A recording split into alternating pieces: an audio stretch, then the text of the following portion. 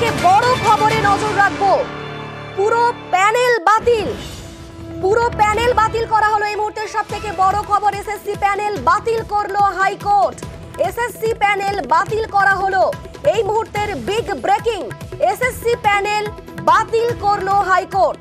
SSC মামলার রায়দান শুরুর পরেই যে খবর ইতিমধ্যে এসে পৌঁছেছে, বিগ ব্রেকিং, এসএসসি প্যানেল বাতিল করলো হাইকোর্ট। 23,000 নিয়োগ বাতিল করলো কলকাতা হাইকোর্ট।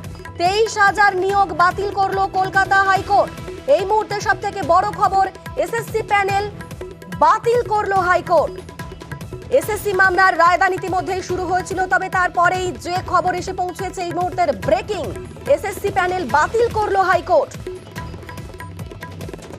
23,000 নিয়োগ বাতিল করলো হাইকোর্ট। এই মুহূর্তে সব থেকে বড় খবর, এসএসসি প্যানেল বাতিল করলো হাইকোর্ট। আজকে যে রায়ের দিকে তাকিয়েছিল বহু মানুষ, আজকের এই রায়ে কি হবে? তবে শেষ পর্যন্ত 23,000 নিয়োগ বাতিল করলো হাইকোর্ট। এসএসসি প্যানেল বাতিল করলো হাইকোর্ট। আমাদের সঙ্গে সরাসরি রয়েছেন প্রতিনিধি সান্নিক। এসএসসি এই যে পুরো প্যানেল বাতিল করলো হাইকোর্ট, তাহলে এর পরে কি হবে? হাইকোর্ট এর পরে কি পদক্ষেপ নেবে?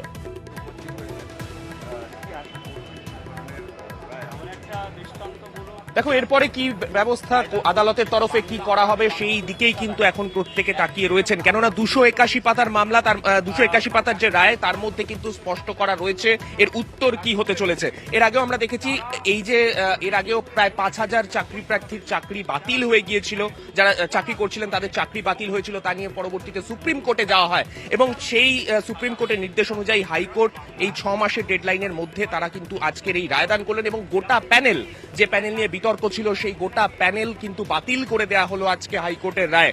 এবং এখনো পর্যন্ত যে তথ্য সামনে এসছে, প্যানেল বাতিল হলেও এর পরে কি হবে? যারা চাকরি প্রার্থীরা রয়েছেন, যারা এখনো পর্যন্ত মনে করছেন তারা যোগ্য চাকরি প্রার্থী, তাদের ভবিষ্যৎ কি হবে সেই বিষয়ে কিন্তু এখনো পর্যন্ত কোনো স্পষ্ট উত্তর কিন্তু এখনো পর্যন্ত দেয়া হয়নি। যারা রয়েছেন একটু কথা বলবো। ইতিমধ্যেই যে আপডেট পাওয়া যাচ্ছে, পুরো প্যানেল বাতিল করে দেয়া হয়েছে। আপনারা কি চাইছেন? না, বাতিল কেন হবে? যারা অযোগ্য, যারা অন্যায়ভাবে চাকরি পেয়েছে, যারা র্যাঙ্ক জাম্পিং করেছে, যারা সাদা খাতা জমা দিয়েছে, যারা ঘুষ দিয়েছে সর্বোপরি, তাদের চাকরিটা বাদ যাওয়া উচিত এবং সেটা বিচারপতি বিচার করুক। আমাদের তো বলার কিছু নেই, কারণ তারা আছে, আমরা মহামান্য হাইকোর্টে এসেছি, তারা যেটা রায় দেবেন সেটা আমরা তো অবশ্যই মেনে নেব এবং তার উপরে যেটা হবে সেটাই সত্য। ঠিক আছে, এটাই আসলে আমাদের বলার ছিল, বুঝলেন? এবং যারা রয়েছেন তারাও চাইছেন যারা যোগ্য চাকরি প্রার্থী রয়েছেন সেই প্যানেলে, তারা যেন, তাদের যেন জন্য কোনো বিকল্প ব্যবস্থা আদালতের তরফে করা হয়, আদালতের তরফে যাতে একটা স্পষ্ট উত্তর দেওয়া হয়। তুমি দেখতে পাচ্ছ